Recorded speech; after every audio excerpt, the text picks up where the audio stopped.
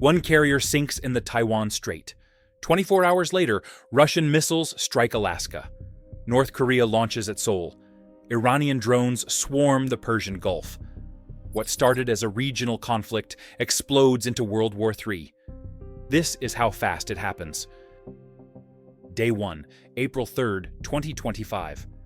The USS Theodore Roosevelt takes a direct hit from 3 Chinese DF-21D missiles. Anti-ship ballistic missiles traveling Mach 10. Impact at 6:14 a.m. local time. The carrier lists 23 degrees to port. 892 sailors killed instantly. Another 1,400 wounded. America's floating fortress becomes a burning wreck in under 4 minutes. China just crossed the ultimate red line. Washington's response will reshape the world. The attack didn't happen in a vacuum. Tensions built for months.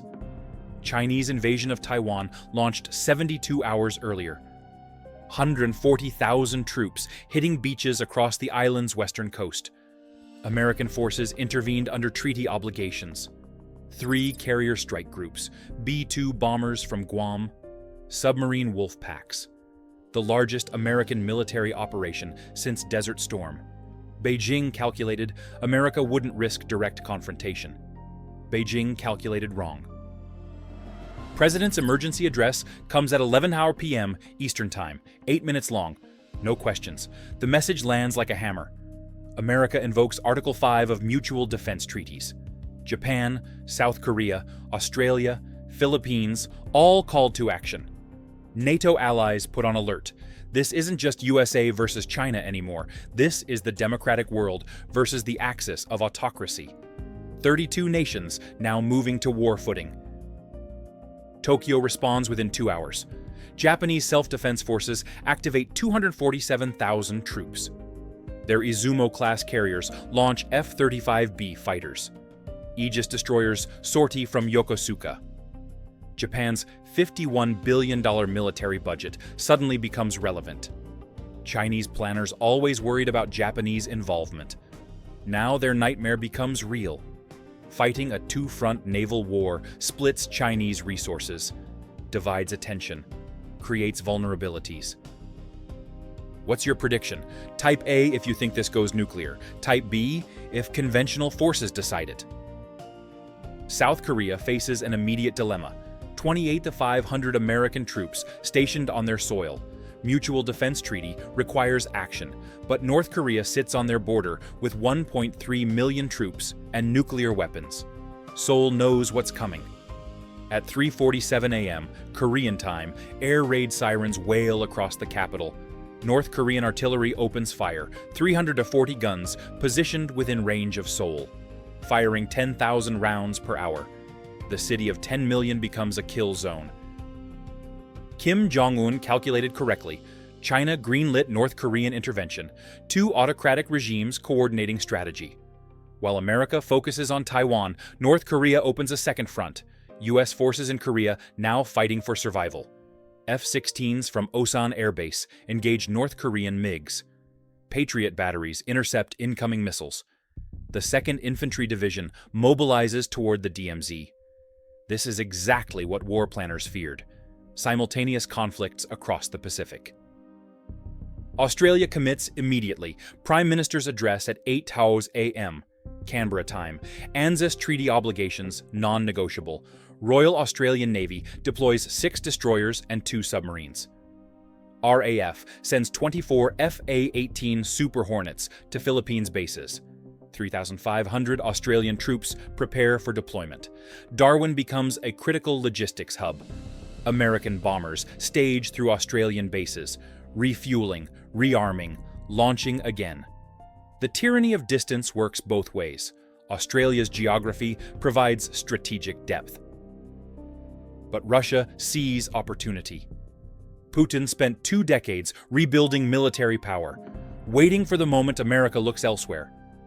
That moment arrives. Russian forces in the Far East activate. 85,000 troops, 1,200 tanks, 400 aircraft. They mass on borders with Alaska, Japanese territories, South Korea, not invading yet, just positioning. Creating another threat America must address, forcing dispersion of American forces. Classic Russian strategy. Exploit enemy weakness. Strike when distracted. At 4:23 p.m., Moscow time, Russian Tu-95 bombers penetrate Alaskan airspace. 4 aircraft, armed with Kh-55 cruise missiles.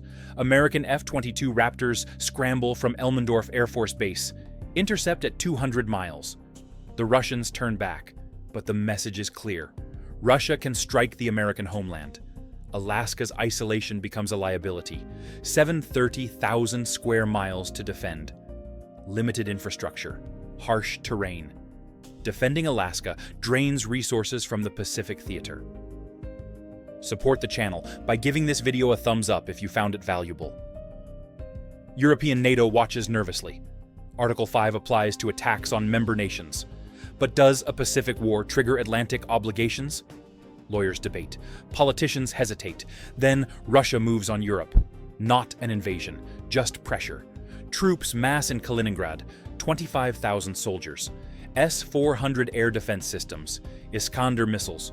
Baltic states go on high alert. Poland activates reserves. Germany debates sending forces east. Putin plays both sides. Threaten Europe. Support China. Keep America divided. Iran chooses this moment to act. The Strait of Hormuz becomes a war zone. Revolutionary Guard speedboats swarm commercial tankers. Anti-ship missiles target U.S. Navy destroyers. Mines get laid across shipping channels. 30% of global oil supply passes through Hormuz. Iran just weaponized energy. Oil prices spike to $180 per barrel. European economies shudder. This isn't about Taiwan anymore. This is about global system collapse. American military faces impossible choices. 3 carrier strike groups in the Pacific fighting China. 2 more needed to counter Russian threats. Another carrier group required for Persian Gulf operations. But America only has 11 carriers total. 4 in maintenance, 2 in transit. The math doesn't work. Overextension becomes reality. Every carrier committed leaves gaps elsewhere. Every destroyer sent to Asia leaves Europe vulnerable. Every fighter squadron deployed can't defend homeland. China's strategy becomes clear. This wasn't just about Taiwan. This was about breaking American global power. Coordinate with Russia, activate North Korea, encourage Iran, create simultaneous crises on 4 continents, force America to choose, defend Taiwan or defend Korea, protect Europe or secure oil supplies. No nation can fight everywhere at once, not even America. British Royal Navy commits HMS Queen Elizabeth Carrier Strike Group. France sends Charles de Gaulle. 2 European carriers joining American forces in the Pacific. NATO solidarity matters. But these forces take 3 weeks to arrive. Transit time from Mediterranean to Taiwan covers 12,000 miles. Speed limited to 25 knots. Meanwhile, fighting rages. Sailors die, ships sink. Every day of transit is another day America fights alone. What would you do as president facing this scenario? Comment your strategic response below. Chinese submarine force goes all in. 79 attack submarines and ballistic missile subs disperse across the Pacific. Type 093, Type 094, Type 095. They form hunter-killer packs, targeting American supply lines, commercial shipping, tankers, container ships, undersea cables carrying internet traffic. Modern war requires logistics. China aims to sever American supply chains. Every gallon of fuel, every missile, every spare part must cross 6,000 miles of ocean. Submarines make that crossing deadly. American submarine force responds. 50 attack subs, Virginia-class, Los Angeles-class, Seawolf-class. The quietest submarines ever built. They hunt Chinese subs, protect convoys, strike Chinese ports. Underwater warfare becomes crucial, silent, invisible, decisive. 1 torpedo can sink a $3 billion destroyer. 1 submarine in the right position can blockade an entire port. This hidden war determines everything. Japan's decision to allow American forces full access to bases proves critical. Okinawa, Misawa, Yokota, Sasebo. These bases become launch points for strikes into China. B-52 bombers take off every 4 hours, loaded with 70,000 pounds of ordnance. Tomahawk cruise missiles launch from ships and submarines, 2,000 missiles in the first week, targeting Chinese air bases, radar sites, missile installations, command centers. This is strategic bombing on a scale not seen since Vietnam. Chinese retaliation hits Japanese cities. DF-26 ballistic missiles strike Osaka, Nagoya, Tokyo suburbs, not nuclear, conventional warheads, but devastating nonetheless. 3,400 Japanese civilians killed in the first strikes. Japan hasn't faced enemy attacks on home soil since 1945. The psychological impact shakes the nation. Anti-war protests erupt. But the government holds firm. This is existential. If China conquers Taiwan, Japan is next. They must fight now or surrender later. Philippine president activates mutual defense treaty. American forces get full access to bases throughout the islands. Clark Air Base reopens. Subic Bay Naval Base becomes operational. The Philippines sits 500 miles from Taiwan. Perfect position for air operations. F-35s, F-15s, B-1 bombers. They strike Chinese invasion forces hourly. The Philippine decision to host American forces makes them targets. Chinese missiles hit Manila, Davao, Cebu. 12,000 Filipino civilians die in retaliatory strikes. The cost of alliance. This kind of detailed tactical breakdown takes hours to research. Subscribe to help us keep making them. India faces a critical choice. Largest democracy, regional power, rivalry with China dating back decades, but also non-aligned movement traditions. India watches Chinese forces commit to Taiwan, sees opportunity on the Himalayan border. 120,000 Indian troops mobilize in Ladakh, threatening Chinese supply lines, not open warfare, just pressure, force China to keep troops in the West. Every Chinese division in Tibet is one not fighting in Taiwan. India's neutral belligerence helps America without official alliance. Pakistan immediately sides with China. Historic alliance trumps all other considerations. Pakistani military moves toward Indian border. 650,000 troops. Nuclear weapons on alert. South Asia teeters on the brink. If India enters the Pacific War, Pakistan strikes India. If Pakistan strikes India, nuclear exchange becomes possible. Suddenly, World War III includes nuclear-armed rivals who hate each other. American planners add another nightmare scenario to the list. Vietnam quietly helps America, ancient enemy of China, modern concerns about Chinese expansion. Vietnamese ports allow American ships to refuel, repair, rearm. Cam Ranh Bay becomes unofficial American base. Vietnamese intelligence shares information on Chinese troop movements. This isn't an alliance, it's convergence of interests. The enemy of my enemy becomes my logistics partner. Vietnam remembers 1979, when China invaded. That memory shapes current decisions. Saudi Arabia and Gulf states face pressure from all sides. America wants oil flowing. China threatens retaliation against energy infrastructure. Iran attacks shipping. The Saudis try playing both sides, selling oil to everyone, refusing military bases to anyone. But neutrality becomes impossible. When Iranian missiles hit Ras Tanura oil terminal, killing 340 workers, Saudi Arabia joins American coalition. Their F-15 fighters begin escort missions in the Persian Gulf. Another front opens, another ally commits. If you made it this far, you're truly invested in understanding modern warfare. Hit that subscribe button and bell icon. Russian calculations shift as war drags on. Initial opportunism gives way to caution. NATO proves more united than expected. European forces deploy east. American resolve holds despite casualties. Most importantly, Chinese forces aren't winning in Taiwan. The invasion stalls. American submarines devastate Chinese supply convoys. Japanese airstrikes destroy Chinese air bases. Taiwan's defenders fight better than predicted. Russia starts questioning the wisdom of backing a losing horse. Economic warfare amplifies military conflict. China freezes $1.1 trillion in U.S. Treasury holdings. America seizes Chinese assets worldwide. Trade stops completely. Supply chains shatter. Factories close. Unemployment spikes. Stock markets crash 60%. This is economic mutually assured destruction. Both nations bleeding wealth, both populations suffering. But neither willing to back down. Pride matters more than prosperity. Cyber warfare becomes the silent front. Chinese hackers target American infrastructure, power grids, water systems, financial networks. American Cyber Command retaliates.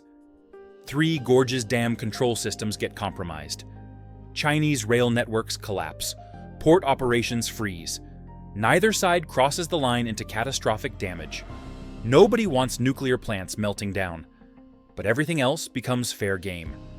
The digital battlefield proves as important as the physical one. Casualties mount horrifically. 28,000 American service members killed in the first 3 weeks. 84,000 Chinese military deaths. 45,000 Japanese casualties. 67,000 South Korean. 23,000 civilian deaths from missile strikes across the region. These aren't statistics. These are sons, daughters, parents. Every death ripples through communities.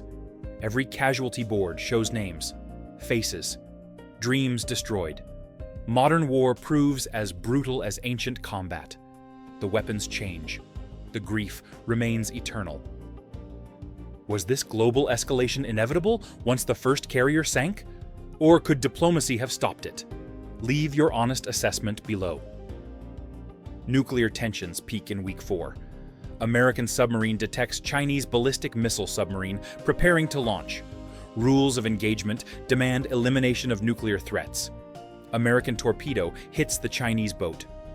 135 Chinese sailors die, including 24 nuclear missiles. Beijing claims this was unprovoked attack, threatens nuclear retaliation. Washington counters that eliminating strategic threats is legitimate warfare. For 72 hours, nuclear war seems inevitable. Hotlines glow. Backdoor channels work overtime. Somehow, someway, cooler heads prevail. The nuclear threshold holds. Barely. UN Security Council proves useless. China vetoes every ceasefire resolution. Russia vetoes everything else. America uses veto to block condemnation. The mechanism designed to prevent World War III becomes irrelevant. Other nations plead for peace. Switzerland, Brazil, Mexico, Indonesia. Their voices echo in empty chambers. When great powers fight, international law becomes meaningless. Might makes right. Power determines outcomes. The liberal international order dies in committee rooms. Europe's unity cracks under pressure. Germany restricts arms shipments to Asia, fears Russian retaliation. France commits fully, but demands more American troops in Europe. Poland goes all in supporting America. Hungary sides with Russia and China. NATO's Article 5 doesn't technically apply to Pacific conflicts. This legal loophole allows divisions to emerge. Some allies fight, others hedge. A few quietly negotiate with adversaries. Coalition warfare reveals every stress fracture. 6 weeks into the conflict, stalemate sets in. Chinese invasion of Taiwan stalled but not repelled. American carrier force reduced but still operational, both sides taking heavy losses, neither achieving objectives, both running low on precision weapons. Modern militaries burn through smart munitions at rates that shock planners. Tomahawk missiles, JDAMs, HARMs. Production can't keep pace with consumption. Soon, both sides resort to dumb bombs. Unguided rockets. World War III starts to resemble World War II. This is when the real question emerges. How does this end? China can't conquer Taiwan. America can't invade China. Russia won't commit fully. Europe stays divided. The war continues because nobody knows how to stop it. Diplomacy requires someone willing to lose face. Military victory requires resources nobody has. the conflict grinds on. A war nobody wanted. A war nobody can end. The new forever war. Your engagement directly shapes what we cover next. Drop a comment on how you think this ends. Subscribe so you don't miss part 3. Freedom's defense requires the entire free world. This global conflict proves that truth. No single nation can face multiple autocracies alone. But alliances only work when honored. Treaties matter only when enforced. Words mean nothing without will. The democratic nations learned this lesson in blood. Some learned too late. To adversaries who think America stands alone, understand this reality. American alliances span the globe. 32 treaty partners, hundreds of bases worldwide. Decades of trust built through shared sacrifice. When America calls, democracies answer. That's not weakness. That's the ultimate strength. Nobody fights alone. Nobody stands isolated. The free world fights as one or falls as many. 3 final questions demand answers. First, which alliance proves stronger under pressure? Democratic partners or autocratic coordination? Second, does nuclear deterrence still work in multi-front conventional war? Third, can the world economy survive great power conflict? Drop your analysis in the comments. Share this with anyone who needs to understand what's at stake. Subscribe because this story continues developing. When superpowers collide, neutrality is not an option. Choose your side wisely.